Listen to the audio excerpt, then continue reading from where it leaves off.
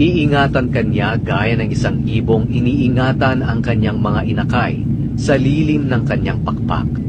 Iingatan ka at ipagtatanggol ng kanyang katapatan. Hindi ka dapat matakot sa mga bagay na nakakatakot, o sa palaso ng mga kaaway, o sa sakit at mga salot na sumasapit sa gabi man o sa araw. Kahit libo-libo pa ang mamatay sa paligid mo, walang mangyayari sa iyo. Makikita mo kung paano pinaparusahan ang mga taong masama. Dahil ginawa mong kanlungan ang Panginoon, ang kataas-taasang Diyos na aking tagapagtanggol. Walang kasamaan, kalamidad, o anumang salot ang darating sa iyo o sa iyong tahanan.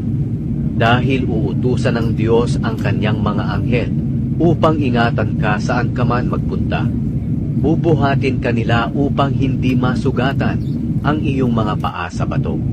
Tatapakan mo ang mga leyon at mga makamandag na ahas. Sinabi ng Diyos, ililigtas ko at iingatan ang umiibig at kumikilala sa akin. Kapag tumawag siya sa akin, sasagutin ko siya. Sa oras ng kaguluhan, sasamahan ko siya. Ililigtas ko siya at pararangalan. Bibigyan ko siya ng mahabang buhay at ipapakita ko sa kanya ang aking pagliligtas.